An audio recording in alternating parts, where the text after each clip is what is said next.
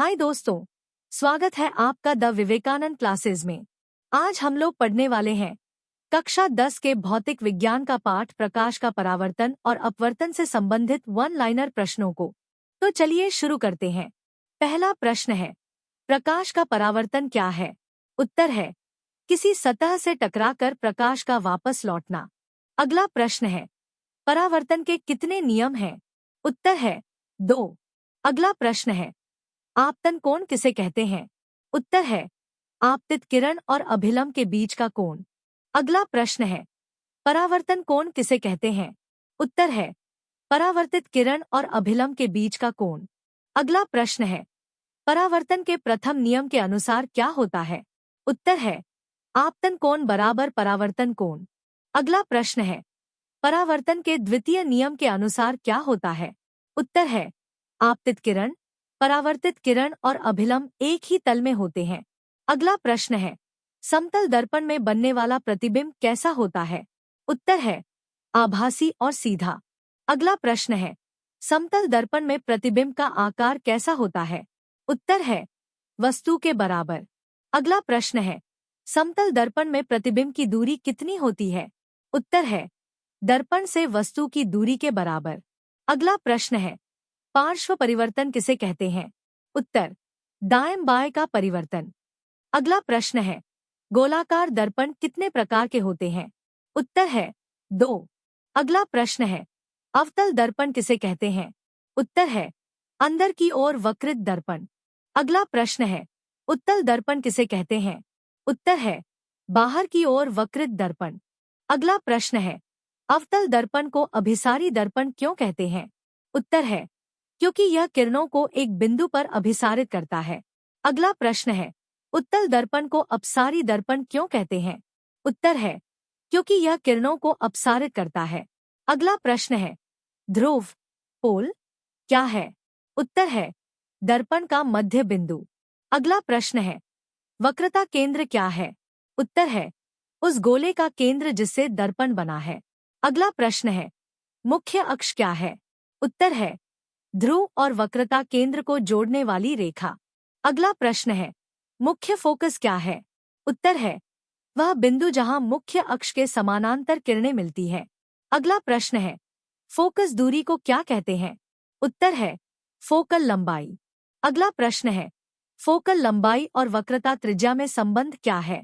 उत्तर है, F बराबर R/2। अगला प्रश्न है, अवतल दर्पण का फोकस वास्तविक होता है या आभासी? उत्तर है, वास्तविक। अगला प्रश्न है, उत्तल दर्पण का फोकस वास्तविक होता है या आभासी? उत्तर है, आभासी। अगला प्रश्न है, दर्पण सूत्र क्या है? उत्तर है, 1/f बराबर 1/v प्लस 1/u। अगला प्रश्न है, आवर्धन का सूत्र क्या है? उत्तर है, m बराबर -v/u। अगला प्रश्न है, अवतल दर्पण कहाँ उपयोग होता है? उत्तर है, वाहन की हेडलाइट में। अगला प्रश्न है, शेविंग मिरर के रूप में कौन सा दर्पण प्रयोग होता है? उत्तर है, अवतल दर्पण। अगला प्रश्न है, दंत चिकित्सक कौन सा दर्पण प्रयोग करते हैं? उत्तर है, अवतल दर्पण। अगला प्रश्न है, वाहन के पीछे देखने के लिए कौन सा दर्पण प्रयोग होता है? उत्तर है, उत्तल दर्पण। अगला प्रश्न है, उत्तल दर्पण का प्रमुख लाभ क्या है? उत्तर है, विस्तृत दृश्य क्षेत्र। अगला प्रश्न है, अवतल दर्पण में वस्तु अनंत पर हो तो प्रतिबिंब कहाँ बनता है? उत्तर है, फोकस पर। अगला प्रश्न है, अवतल दर्पण में वस्तु फोकस पर हो तो प्रतिबिंब कहाँ बनता है? उत्तर है, अनंत पर। अगला प्रश्न है, अवतल दर्पण में वस्तु F और P के बीच हो तो प्रतिबिंब कैसा बनता है? उत्तर है, आभासी, सीधा और बड़ा। अगला प्रश्न है, उत्तल दर्पण में प्रतिबिंब हमेशा कैसा बनता है? उत्तर है, आभासी, सीधा और छोटा। अगला प्रश्न है, प्रकाश की किरण वक्रता केंद्र से होकर जाए तो क्या होता है? उत्तर है, उसी मार्ग से लौटती है।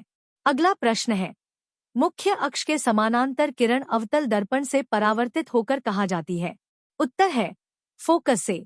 अगला प्रश्न है, फोकस से गुजरने वाली किरण परावर्तन के बाद कैसी होती है? उत्तर है, मुख्य अक्ष के समानांतर। अगला प्रश्न है, दर्पण का सी मात्रक क्या है? उत्तर है, मीटर। अगला प्रश्न है, वास्तविक प्रतिबिंब को पर्दे पर प्राप्त किया जा सकता है या नहीं? उत्तर है हाँ। अगला प्रश्न है, आभासी प्रतिबिंब को पर्दे पर प्राप्त किया जा सकता है? उत्तर है नहीं। अगला प्रश्न है, अवतल दर्पण में वास्तविक प्रतिबिंब कैसा होता है? उत्तर है उल्टा। अगला प्रश्न है, उत्तल दर्पण में प्रतिबिंब हमेशा कैसा होता है? उत्तर है सीधा। अगला प्रश्न है, दर्पण की शक्ति का मात्रक क्या है? उत्तर है डायोप्टर। अगला प्रश्न है, एक डायोप्टर किसके बराबर होता है? उत्तर है 1/m। अगला प्रश्न है, फोकल लंबाई धनात्मक किस दर्पण की होती है? उत्तर है उत्तल दर्पण। अगला प्रश्न है, फोकल लंबाई ऋणात्मक किस दर्पण की होती है? उत्तर है अवतल दर्पण। अगला प्रश्न है, दर्पणों में कौन सा नियम प्रयोग होता है? उत्तर है कार्टेशियन चिन्ह परंपरा। अगला प्रश्न है, समतल दर्पण की फोकल लंबाई कितनी होती है? उत्तर है अनंत। अगला प्रश्न है, परावर्तन की घटना में प्रकाश का वेग बदलता है? उत्तर है नहीं। अगला प्रश्न है, प्रकाश का परावर्तन किस गुण को दर्शाता है?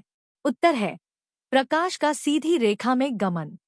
अगला प्रश्न है, प्रकाश का अपवर्तन क्या है? उत्तर है एक माध्यम से दूसरे माध्यम में जाने पर प्रकाश का मुड़ना। अगला प्रश्न है, अपवर्तन का कारण क्या है?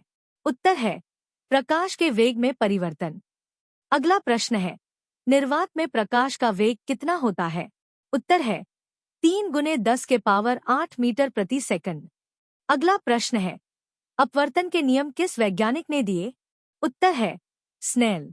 अगला प्रश्न है, स्नेल का नियम क्या है? उत्तर है sin E/sin A बराबर स्थिरांक। अगला प्रश्न है, अपवर्तनांक का सूत्र क्या है?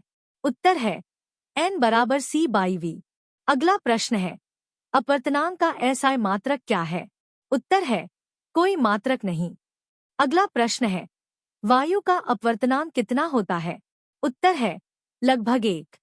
अगला प्रश्न है, हीरे का अपवर्तनांक कितना होता है? उत्तर है 2.42। अगला प्रश्न है, जल का अपवर्तनांक कितना होता है? उत्तर है 1.33। अगला प्रश्न है, कांच का अपवर्तनांक लगभग कितना होता है? उत्तर है 1.5। अगला प्रश्न है, सघन माध्यम में प्रकाश का वेग कैसा होता है? उत्तर है कम। अगला प्रश्न है, विरल माध्यम में प्रकाश का वेग कैसा होता है? उत्तर है अधिक। अगला प्रश्न है, विरल से सघन माध्यम में जाने पर किरण किस ओर मुड़ती है? उत्तर है अभिलंब की ओर। अगला प्रश्न है, सघन से विरल माध्यम में जाने पर किरण किस ओर मुड़ती है? उत्तर है अभिलंब से दूर। अगला प्रश्न है, लेंस कितने प्रकार के होते हैं? उत्तर है 2। अगला प्रश्न है, उत्तल लेंस किसे कहते हैं? उत्तर है बीच में मोटा और किनारों पर पतला लेंस। अगला प्रश्न है, अवतल लेंस किसे कहते हैं? उत्तर है बीच में पतला और किनारों पर मोटा लेंस। अगला प्रश्न है, उत्तल लेंस को क्या कहते हैं? उत्तर है अभिसारी लेंस। अगला प्रश्न है, अवतल लेंस को क्या कहते हैं? उत्तर है अपसारी लेंस। अगला प्रश्न है, लेंस का मुख्य फोकस क्या है? उत्तर है जहां अपवर्तित किरणें मिलती है। अगला प्रश्न है, उत्तल लेंस का फोकस वास्तविक होता है या आभासी? उत्तर है वास्तविक। अगला प्रश्न है, अवतल लेंस का फोकस वास्तविक होता है या आभासी? उत्तर है आभासी। अगला प्रश्न है, लेंस सूत्र क्या है? उत्तर है 1/f बराबर 1/v माइनस 1/u। अगला प्रश्न है, लेंस का आवर्धन क्या है? उत्तर है m बराबर v/u। अगला प्रश्न है, उत्तल लेंस का उपयोग कहाँ होता है? उत्तर है कैमरा में। अगला प्रश्न है, आवर्धक लेंस कौन सा होता है? उत्तर है उत्तल लेंस। अगला प्रश्न है, दूरदर्शी में कौन सा लेंस प्रयोग होता है? उत्तर है उत्तल लेंस। अगला प्रश्न है, निकट दृष्टि दोष को क्या कहते हैं? उत्तर है मायोपिया। अगला प्रश्न है, मायोपिया में दूर की वस्तुएं कैसी दिखती हैं? उत्तर है धुंधली। अगला प्रश्न है, मायोपिया का निवारण किस लेंस से होता है? उत्तर है अवतल लेंस। अगला प्रश्न है, दूरदृष्टि दोष को क्या कहते हैं? उत्तर है हाइपरमेट्रोपिया। अगला प्रश्न है, हाइपरमेट्रोपिया में निकट वस्तुएं कैसी दिखती हैं? उत्तर है धुंधली। अगला प्रश्न है, हाइपरमेट्रोपिया का निवारण किस लेंस से होता है? उत्तर है उत्तल लेंस। अगला प्रश्न है, वृद्धावस्था दृष्टि दोष को क्या कहते हैं? उत्तर है प्रेसबायोपिया। अगला प्रश्न है, प्रेसबायोपिया किस आयु में होता है? उत्तर है वृद्धावस्था में। अगला प्रश्न है, प्रेसबायोपिया के लिए कौन सा लेंस उपयोग होता है? उत्तर है बाइफोकल लेंस। अगला प्रश्न है, मानव नेत्र का प्राकृतिक लेंस कौन सा है? उत्तर है क्रिस्टलीय लेंस। अगला प्रश्न है, मानव नेत्र का सबसे बाहरी पारदर्शी भाग क्या है? उत्तर है कॉर्निया। अगला प्रश्न है, रेटिना पर बनने वाला प्रतिबिंब कैसा होता है? उत्तर है वास्तविक और उल्टा। अगला प्रश्न है, सामान्य नेत्र की निकट बिंदु दूरी कितनी होती है? उत्तर है 25 सेंटीमीटर। अगला प्रश्न है, सामान्य नेत्र का दूर बिंदु कहाँ होता है? उत्तर है अनंत पर। अगला प्रश्न है, दृष्टि स्थायित्व का समय कितना होता है? उत्तर है 1/16 सेकंड। अगला प्रश्न है, मोतियाबिंद किस अंग से संबंधित रोग है? उत्तर है आंख। अगला प्रश्न है, तारे टिमटिमाते क्यों दिखाई देते हैं? उत्तर है वायुमंडलीय अपवर्तन के कारण। अगला प्रश्न है, सूर्योदय वास्तविक समय से पहले क्यों दिखाई देता है? उत्तर है वायुमंडलीय अपवर्तन के कारण। अगला प्रश्न है, सूर्यास्त वास्तविक समय के बाद क्यों दिखाई देता है? उत्तर है वायुमंडलीय अपवर्तन के कारण। अगला प्रश्न है, इंद्रधनुष बनने का मुख्य कारण क्या है? उत्तर है अपवर्तन, परावर्तन एवं वर्ण विक्षेपण। अगला प्रश्न है, प्रकाश का वर्ण विक्षेपण किस प्रिज्म से होता है? उत्तर है कांच के प्रिज्म से। अगला प्रश्न है, श्वेत प्रकाश में कितने रंग होते हैं? उत्तर है 7 भी बग्योर। इस वीडियो में बस इतना ही। ऐसे ही और वीडियो के लिए चैनल को लाइक, शेयर और सब्सक्राइब करके हमें सहयोग करें। आपका दिन शुभ हो।